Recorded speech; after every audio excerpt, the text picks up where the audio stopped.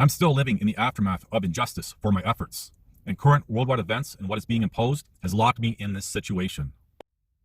Hello, it's February 2022, and I'm briefly going to talk about double standards.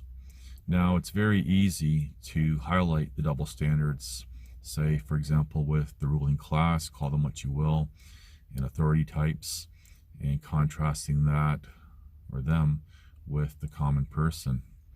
But I want to highlight something with regards to double standards. Now, a lot of people over the years, especially, even the past few years, while current worldwide events have been going on and things being imposed, have told me to, they've said things like, it's too bad that's happened to you, move on, suck it up. And I even had one lawyer say, lick my wounds and move on. I've had people say in comments to stop bleeding on the internet. Now, these comments and stuff, I don't really care about.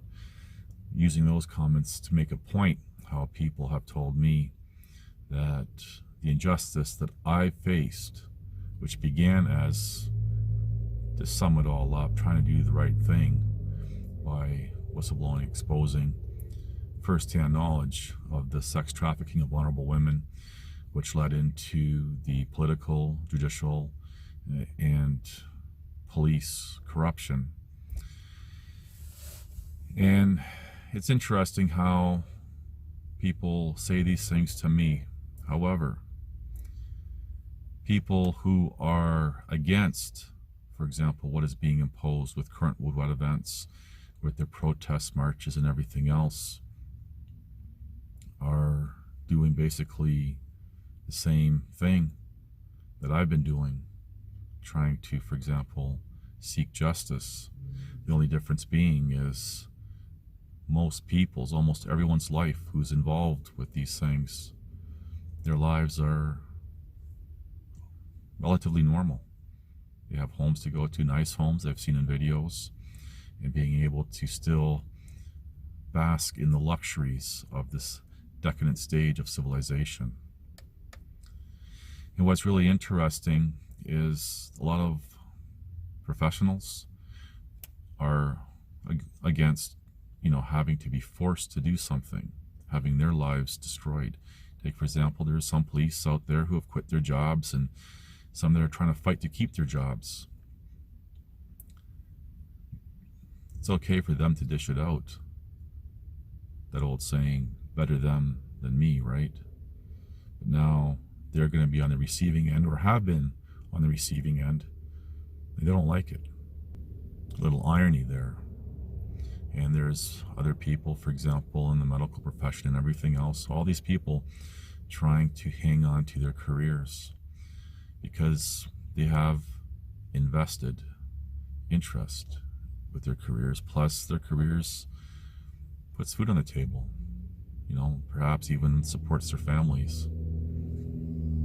So a lot of people, even the common person, just with their jobs and whatever, they're trying to fight to maintain all that and keep what they have. Well, guess what?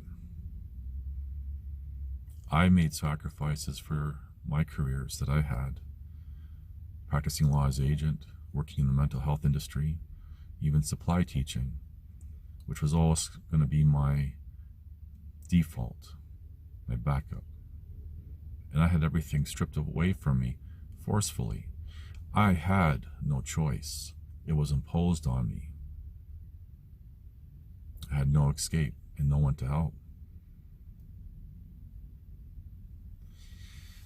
Now, I'm not the only one, as I've said, that has had to deal with injustice and having their lives destroyed. I've mentioned plenty of times, for example, Daniel Holtzclaw, serving 265 years, I believe, for crimes he never committed.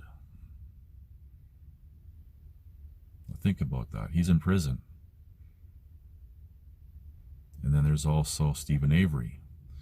He was serving one life sentence, served 18 years for a crime he didn't commit. He was exonerated, absolutely exonerated. And then 2 days before his lawsuit began, For that wrongful conviction, they pinned a murder charge on him. Now he's serving a life sentence, along with his mentally handicapped nephew, serving life sentences in prison for that, for things that they didn't do. There's lives destroyed. A little bit of a contrast there. One was Daniel Holtzclaw was a former police officer, and Stephen Avery owned a wrecking yard. Still, they lost everything. They had everything destroyed. Their reputations destroyed. Countless of other people. The only reason they have a little bit more attention given to them is because some people took interest in their stories and the documentaries, which there's a documentary still pending on my story, but we'll see what happens in the next year or so with regards to that. The point is, though, there's lots of people like myself that go unheard of. And some people are now thinking, oh, maybe that's why I'm highlighting what everyone's up against, the corruption and everything else, and I'm just being negative because what people have told me. No, I'm telling people the reality that I experienced from both a personal and professional perspective. People told me over the years, oh, suck it up, you know, it's too bad, move on. Now these very same people are fighting to keep their lives intact. You see where I'm going with all this? The double standard. And it's the countless cases like mine and Daniel Holtzclaw and Stephen Avery that has paved this road that everyone's now having to walk on. But the difference between everyone now and stuff is they have a choice. There's some parallels, which, for example, people who are going against what's being imposed, for example, being falsely accused of an ailment that doesn't exist. It's false accusation. And you have all the busybodies and everyone else jumping aboard. So I could very easily say to people who are against what's being imposed, especially those professionals like police and people in the medical profession and stuff, saying, I could just easily say, suck it up. Move on with your life. But I don't. As frustrated as I am at times with my life because of everything that was done to me, the injustice, I still don't say that, but I offer firsthand knowledge and experience from two different sides of the table when it comes to, for example, law. I really want you to think about this. No one cares about me, or I shouldn't say no one. There are people who do care, but most people don't. Just another story. Too bad that happened. It sucks.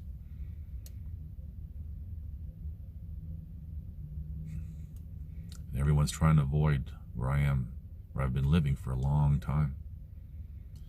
Just want to give you some things to think about. Thank you for watching. Please like, subscribe, comment, and share.